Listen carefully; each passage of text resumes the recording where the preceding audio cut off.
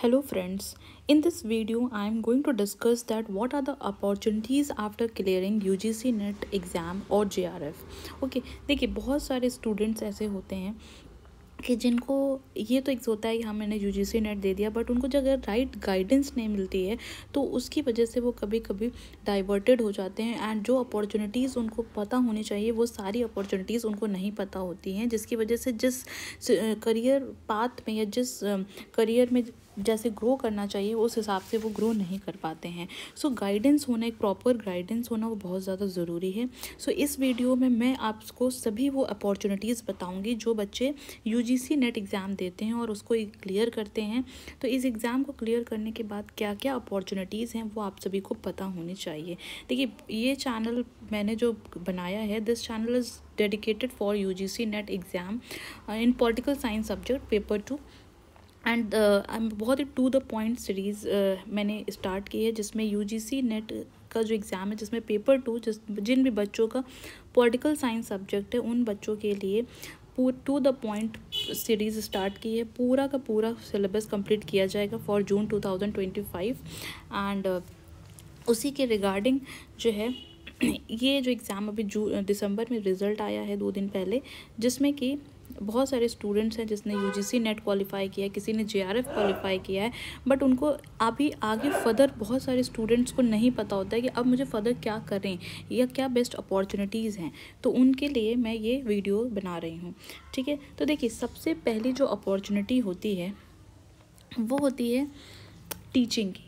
Teaching जो है वो सबसे पहले अपॉर्चुनिटी होती है कि सपोज़ आपने UGC नेट एग्ज़ाम दिया, उसको आपने क्वालिफाई किया। अब UGC नेट एग्ज़ाम को देने में भी 3 चीज़ें होती हैं। आपने सिर्फ PhD क्वालिफाई किया है, या आपने PhD plus assistant professor qualify किया है, या आपने असिस्टेंट प्रोफेसर प्लस JRF भी क्वालिफाइड किया है, ठीक है। ये तीनों चीज़ें मैं आपको बहुत ही अच्छे से एक्सप्लेन करूँगी इसी एक वीडियो में। एंड अगर आपकी फर्दर कुछ क्वेरीज होंगी तो प्लीज़ आप कमेंट में मुझे बताइएगा, मैं उस पर भी उससे रिलेटेड भी वीडियोस बनाऊँगी। देखिए, सबसे पहली चीज़ होती है कि सपोज़ आपने UGC net JRF exam UGC NET को क्वालिफाई किया, तो उसमें क्या होता है कि इन तीनों कैटेगरीज़ के लिए अलग अलग कट ऑफ होते हैं। अगर आपने सपोज़ पहला कट ऑफ क्लियर किया है जिसमें सिर्फ PhD आपको मिली है, तो आप किसी भी कॉलेज में PhD के लिए अप्लाई कर सकते हैं जहाँ पे भी आपकी फील्ड से रिलेटेड वैकेंसीज़ हैं। आपने सपोज़ असिस्टेंट प्रोफेसर और प्लस PhD क्वालिफाई कर लिया है, तो मतलब आप अब असिस्टेंट प्रोफेसर के लिए भी एलिजिबल हैं। तो जहाँ भी वैकेंसीज़ निकलती हैं you can also apply for assistant professor job. And अगर आपने असिस्टेंट प्रोफेसर प्लस JRF ये दोनों क्वालिफाई किया है, इसका मतलब ये हुआ कि आप असिस्टेंट प्रोफेसर की वैकेंसीज़ के लिए तो अप्लाई कर ही सकते हैं। You are eligible for becoming assistant professor. Along with that आप जो हैं JRF के लिए भी एलिजिबल हो गए हैं, मतलब जूनियर रिसर्च फेलोशिप। मींस कि अगर आपको रिसर्च करना है, आपको आगे PhD करनी है, तो उस PhD के टाइम पे आपको फेलोशिप मिलेगी। अब वो फेलोशिप कितनी होगी डिपेंड करेगा कि वो कोर्स कितना है, 37,000 और 42,000 ये आपकी फेलोशिप पर मंथ मिलती है। आप अगर PhD कर रहे हैं और आपने JRF को क्वालिफाई कर लिया है, ठीक है। देखिए, सबसे पहले आपके पास अपॉर्चुनिटी होती है UGC नेट JRF एग्ज़ाम को क्वालिफाई करने की, तो वो होती है टीचिंग की। You can become an assistant professor, you can teach under graduate and post graduate students, you can conduct research as well and you can publish academic papers. देखो, अब मैं एक बात बताऊँ, अगर आपको असिस्टेंट प्रोफेसर सपोज आपका टारगेट है कि ठीक है आपने UGC नेट क्वालिफाई किया, you don't want to do PhD and you want to get a job और यू वांट मनी, तो आप मतलब आपको चाहिए कि भाई आपको भी थोड़ा फाइनेंशियल सिचुएशंस हैं ऐसी, तो जिसकी वजह से आपको आगे फर्दर PhD ना करने की जगह आपको असिस्टेंट प्रोफेसर, या यू लव टीचिंग, आपको ज़रूरी नहीं कि आप मनी के लिए कर रहे हो, because you want to share your knowledge और आपको टीचिंग करना पसंद है and you want to become assistant professor, तो उस केस में आपने UGC नेट को एग्ज़ाम क्वालिफाई करने के बाद बहुत ही अच्छी अपॉर्चुनिटी खुल जाती है असिस्टेंट प्रोफेसर बनने के लिए इन योर रिस्पेक्टिव फील्ड्स। जिस भी फील्ड में आपने मास्टर्स किया है, फिर उसी फील्ड से आपने UGC नेट को क्वालिफाई किया है, तो उस फील्ड के लिए आप जो है असिस्टेंट प्रोफेसर बनने के लिए बहुत ही अच्छी अपॉर्चुनिटीज़ ओपन हो जाती हैं। देखिए, इसमें एक ही जो पॉइंट मैंने लिख रखा है कि पब्लिश एकेडमिक पेपर्स मतलब क्या होता है कि देखिए जो पेपर्स होते हैं अगर आप वो पब्लिश करेंगे आप जो है तो उसमें क्या होगा, आप जब असिस्टेंट प्रोफेसर के लिए अप्लाई करेंगे और अपने रिज्यूमे में ये मेंशन करेंगे कि आपने ये एकेडमिक पेपर्स पब्लिश किए हैं, तो वहाँ पे आप बहुत ही स्ट्रॉन्ग आपका होल्ड रहेगा, आपका रिज्यूमे बहुत स्ट्रॉन्ग रहेगा, you will be given priority to over other students. Okay, फिर तो सबसे पहली चीज़ अपॉर्चुनिटी टीचिंग के अंदर क्या है, असिस्टेंट प्रोफेसर बनने की। दूसरी अपॉर्चुनिटी है करियर, कैसे आपका प्रोग्रेस होगा। आप सपोज जूनियर असिस्टेंट प्रोफेसर बने, फिर उसके बाद एसोसिएट प्रोफेसर बनेंगे और एसोसिएट प्रोफेसर के बाद यू कैन बिकम प्रोफेसर। सो इस तरह से आपका करियर ग्रो करेगा। ठीक है, सो पहली अपॉर्चुनिटी आपको समझ में आ गई कि टीचिंग की है, और टीचिंग के लिए अगर आपको अपना रिज्यूमे स्ट्रॉन्ग करना है, आपका अपना जो CV है उसको स्ट्रॉन्ग करना है, तो पेपर्स ज़रूर 2-3 पेपर्स को ज़रूर पब्लिश करिए। आप अपने रिसर्च पेपर लिखिए, फिर उसको जर्नल में पब्लिश करने के करवाइए, और इससे आपको बहुत ज़्यादा बेनिफिट मिलेगा। ठीक है, फिर सेकंड आपके पास जो अपॉर्चुनिटी ओपन होती है अगर आपने UGC नेट एग्ज़ाम को क्वालिफाई किया है, तो वो है रिसर्च करने की। ठीक है, रिसर्च करने की। अब इसमें क्या होता है कि एक मैंने आपको पहले ही बताया था यहाँ पे कि जैसे आपने 3 चीज़ होती हैं कि UGC नेट एग्ज़ाम आपने निकाला और उसमें आपका PhD आप कि आप PhD और असिस्टेंट प्रोफेसर दोनों के लिए क्वालिफाई किए, कि आप असिस्टेंट प्रोफेसर या JRF के लिए क्वालिफाई किए। तो देखिए अगर आपका एम है टीचिंग ना करने की जगह आपको अगर फर्दर स्टडीज़ करनी है, आपको रिसर्च करने में का आपका एम है, तो आप क्या करिए JRF एग्ज़ाम को मतलब JRF इसी UGC के अंडर JRF जो है उसको क्वालिफाई कीजिए। ये JRF क्या है, जूनियर रिसर्च फेलोशिप। ये एक ऐसी फेलोशिप है जो आप अगर सपोज़ आगे रिसर्च करना चाहते हैं, आप आगे PhD या MPhil करना चाहते हैं, तो उस टाइम पे आपको पर मंथ जो है वो 37,000 या 42,000, मतलब ये फर्स्ट 2 ईयर्स के लिए, फिर थर्ड ईयर के लिए 42,000 होता है। ये आपको स्टाइपेंड मिलेगा, ये आपको फेलोशिप मिलेगी आपको, कि ताकि आप अपनी पढ़ाई को फंड कर सकें। ठीक है, तो ये हो गया। अगर आपका रिसर्च एम है तो प्लीज़ आप JRF को टारगेट कीजिए, और आप एक रिसर्चर की तरह भी किसी भी कॉरपोरेट फर्म में या किसी यूनिवर्सिटी में, ठीक है, या किसी IIM में आप एक एज अ रिसर्चर भी वर्क कर सकते हैं। तो ये देखिए एक और अच्छी अपॉर्चुनिटी है। सो पहली अपॉर्चुनिटी टीचिंग की, दूसरी अपॉर्चुनिटी रिसर्च करने की। रिसर्च करिए तो JRF ज़रूर निकालिए, और you can work as a researcher in a corporate firm और अ यूनिवर्सिटी और in a IIM। Okay, so this is the. अब अदर जो अपॉर्चुनिटीज़ हैं उनके बारे में देखिए क्या क्या अदर अपॉर्चुनिटीज़ हैं। तो अदर जो अपॉर्चुनिटीज़ हैं वो क्या हैं,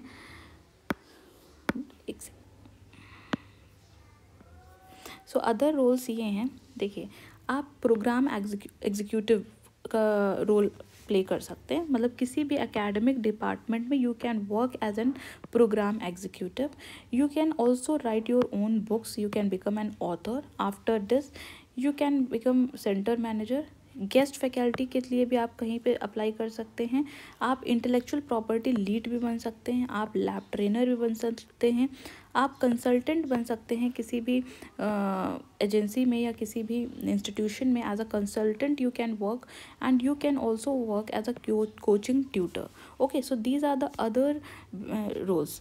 अब देखिए क्या करियर की पास हैं आफ्टर क्लियरिंग। सपोज़ आपका ये, अब मैं पॉलिटिकल साइंस स्पेसिफिकली, क्योंकि मेरा ये चैनल जो है इसमें पॉलिटिकल साइंस जो पेपर 2 है, जिन भी बच्चों का पॉलिटिकल साइंस सब्जेक्ट है उन बच्चों के लिए मैंने एक सीरीज़ स्टार्ट की है जिसमें कि मैं पूरा पॉलिटिकल साइंस का सब्जेक्ट टू द पॉइंट जो है कंप्लीट करूँगी। So please like, share and subscribe this channel so that you can get all the videos and you can cover your whole syllabus of political science to the point with before exams. आपको बहुत benefit मिलेगा, ठीक है। And मैं ऐसे ही नहीं कर रही हूँ, ये for the first time I have started this series. I have also qualified UGC net exam, so I can better guide you.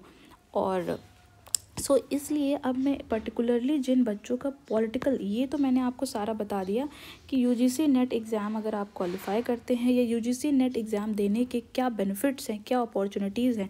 Teaching opportunities है, you can become an assistant professor, you can conduct research also by clearing the JRF exam.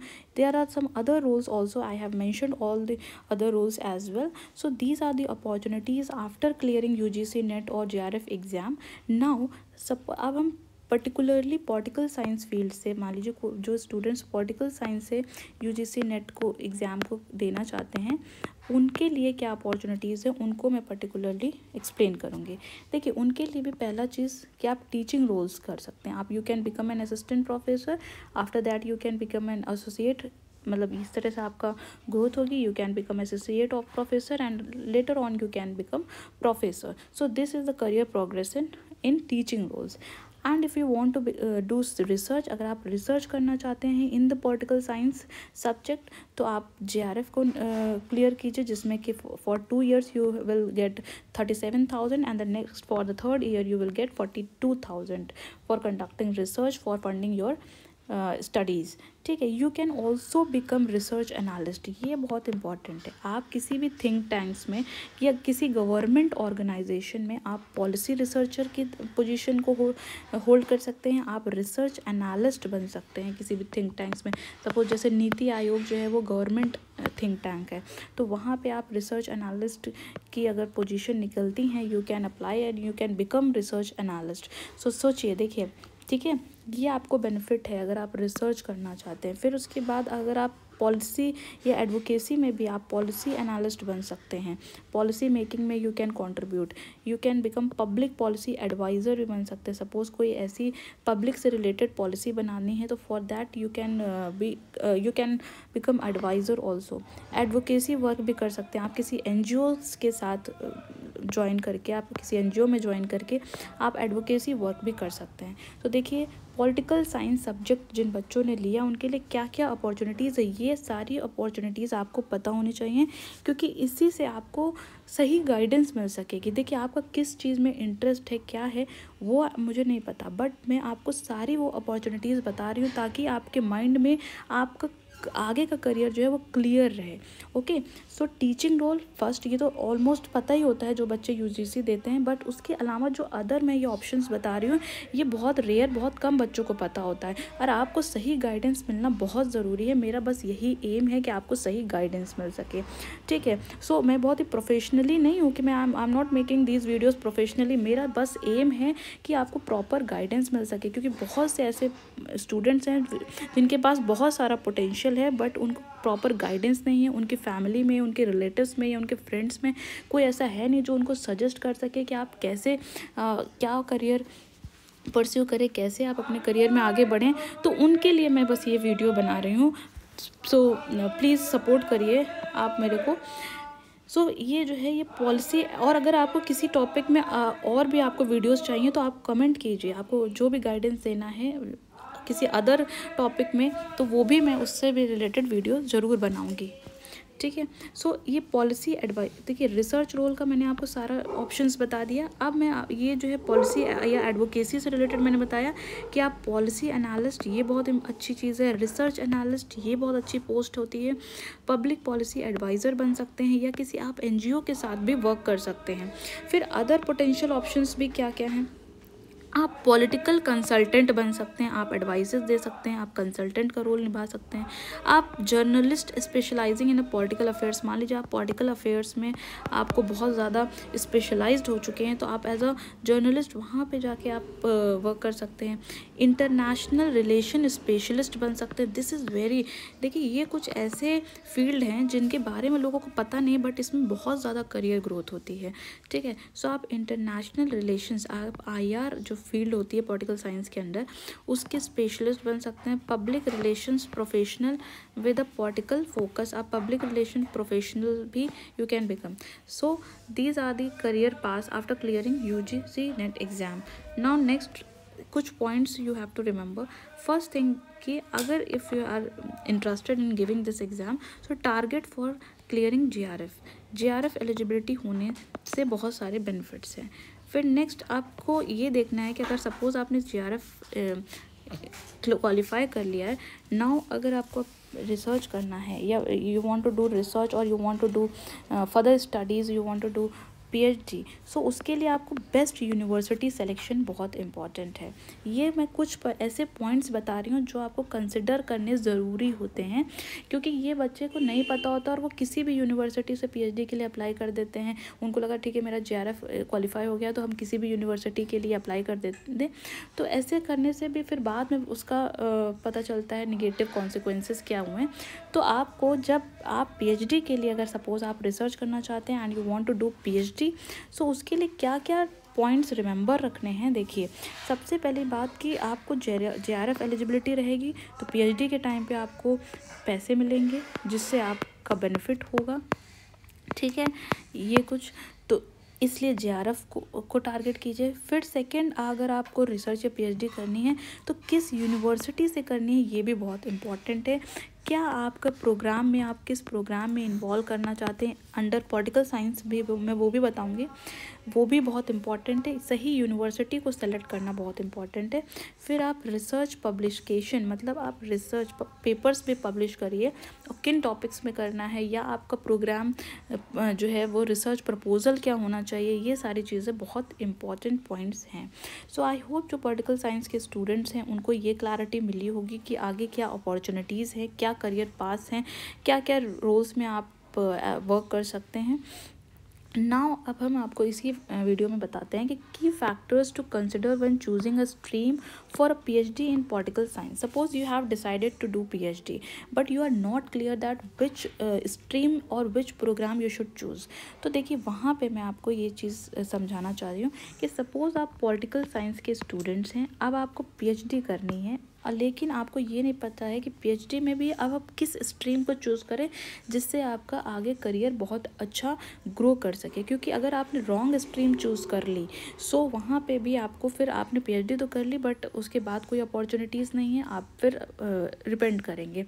Similarly जैसे कि होता क्या है कि मैं example दूँ कि जैसे बीटेक स्टूडेंट्स हैं, बीटेक स्टूडेंट्स को पता ही नहीं है, अगर उन्होंने स्ट्रीम सही चूज़ नहीं किया, इलेक्ट्रॉनिक्स है या मैकेनिकल, सिविल और केमिकल और सो उनको जो है वो, उन्होंने सपोज़ किसी ने इलेक्ट्रॉनिक्स चूज़ कर लिया और उस टारगेट कर रहा है कि मुझे बहुत अच्छे पैकेजेस मिले, तो उसने सही टाइम पे सही स्ट्रीम चूज़ नहीं किया एंड 4 साल जब बीटेक हो गया तब उसे पता चला कि अरे इलेक्ट्रॉनिक्स पे तो ज़्यादा वैकेंसीज़ नहीं है। एंड जो बच्चे को, अगर आपको मन था एक अच्छे रोल्स पे प्राइवेट कॉरपोरेट वर्ल्ड में वर्क करने का, तो फिर आपको कंप्यूटर साइंस चूज़ करना चाहिए।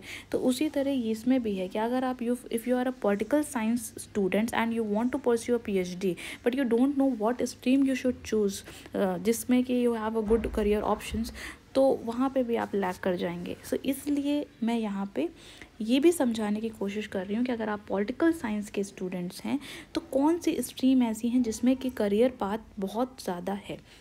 देखिए, कुछ पॉइंट्स हैं, कुछ जनरल पॉइंट्स हैं जो आपको अपने माइंड में रखने हैं। सबसे पहले कि आपका रिसर्च, आप पीएचडी करना चाह रहे हैं, मतलब आप रिसर्च करना चाह रहे हैं, आप फर्दर स्टडीज़ करना चाह रहे हैं, तो आपका जो रिसर्च एरिया जो है उसमें आपको किस चीज़ में इंटरेस्ट है, what specific aspects of politics are you most passionate about, like you want to do research in global governance और you want to do research in political violence, democratic development, political economy. ठीक है, तो सबसे पहले आपका research interest area important है। Second जो है वो फैकल्टी एक्सपर्टीज़, जिस भी प्रोग्राम में आप जिस भी प्रोग्राम को देख रहे हैं और जिस पे आप रिसर्च करना चाहते हैं, तो उस प्रोग्राम में कौन सी फैकल्टी एक्सपर्टीज़ है, किस यूनिवर्सिटी की फैकल्टी एक्सपर्टीज़ है, इस चीज़ को भी अपने माइंड में कंसिडर करिएगा।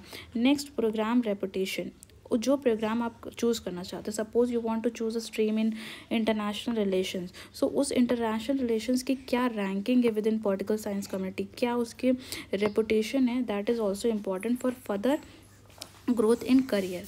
सो मैंने इस पॉलिटिकल साइंस के अंडर में कुछ पॉपुलर पीएचडी स्ट्रीम्स को मेंशन किया हुआ है।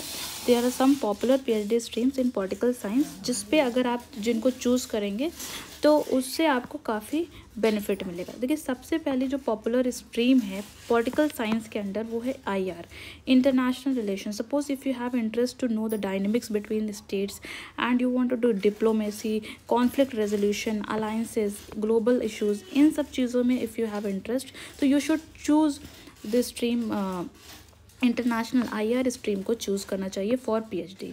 अगर आपको कंपैरेटिव पॉलिटिक्स में मतलब सपोज़ कि आपको डिफरेंट कंट्रीज़ के पॉलिटिकल सिस्टम को एनालाइज करना पसंद है कि उनके क्या सिमिलैरिटीज़ हैं, क्या डिफरेंसेस है गवर्नेंस में, इलेक्शंस एंड पॉलिटिकल पार्टिसिपेशंस, इसमें क्या सिमिलैरिटीज़ एंड डिफरेंसेस है, and you want to do comparison or you want to do research in this, so you should choose comparative politics stream. Third, political theory, ये भी stream बहुत ज़्यादा opportunities इस stream में भी हैं कि जहाँ पे आपको philosophical foundations of like politics concept जैसे जस्टिस है, पावर है, डेमोक्रेसी एंड पॉलिटिकल राइट्स है, इन कॉन्सेप्ट से रिलेटेड आपको रिसर्च करने में इंटरेस्टेड हैं, so you should choose political theory stream. The fourth stream which is more popular within political science, that is public policy. देखिए अगर आप IR लेते हैं तो IR में अभी मैंने ऊपर आपको ऑप्शन बताया था कि आप इंटरनेशनल स्पेशलिस्ट का रोल प्ले कर सकते हैं. अगर आप suppose public policy stream choose करते हैं, this stream is also very beneficial. बहुत सारी अपॉर्चुनिटीज़ मिलती हैं अगर आप इस प्रोग्राम से, पब्लिक पॉलिसी प्रोग्राम से पीएचडी करते हैं. तो होता क्या है कि यहाँ पे आप बहुत सारे गवर्नमेंट इंस्टीट्यूशन में या थिंक टैंक्स में you can work as a public policy adviser specialist.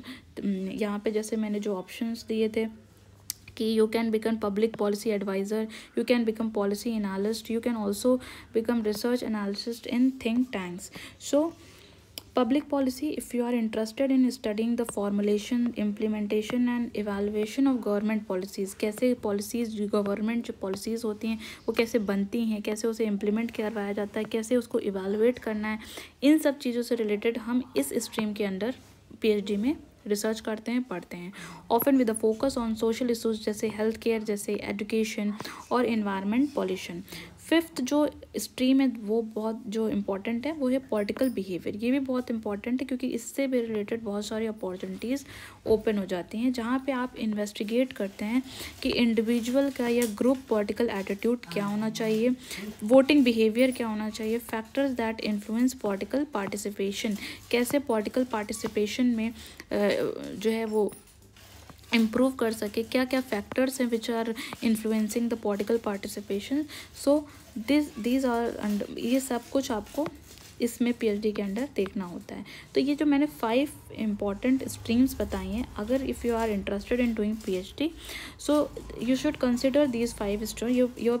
आपके प्रायोरिटी लिस्ट में ये 5 स्ट्रीम्स होने चाहिए: IR, comparative politics, political theory, public policy and political behaviour.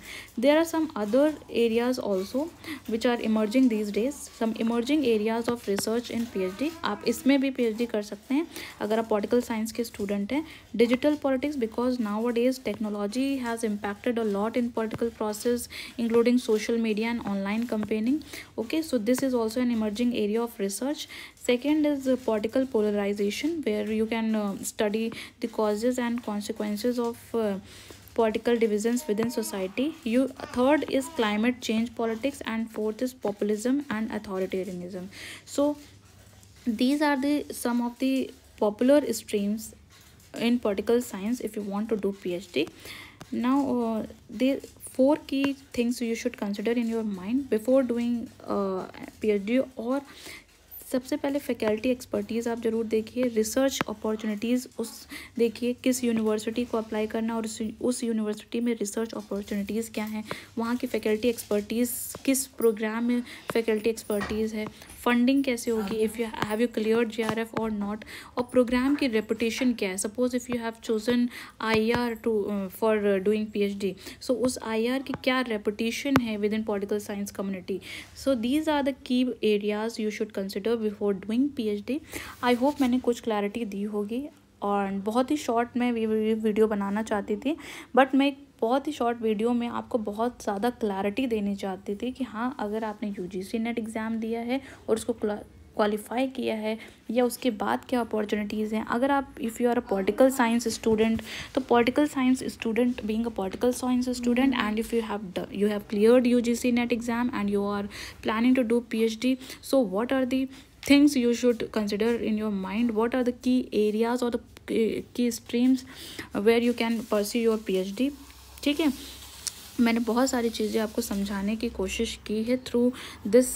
और if you want any other suggestion और गाइडेंस, प्लीज़ कमेंट करिए and please like share and subscribe this channel. इसी चैनल पे मैंने यूजीसी नेट वाले स्टूडेंट्स के लिए, political science के जो स्टूडेंट्स हैं उनके लिए मैंने सीरीज़ स्टार्ट की है, जहाँ पे मैं पूरा सिलेबस कंप्लीट करूँगी। आप प्लीज़ उसकी मैंने प्लेलिस्ट बना रखी है, please go through and if you think it is beneficial, so please like, share and subscribe this channel. Thank you so much for watching this channel. Please support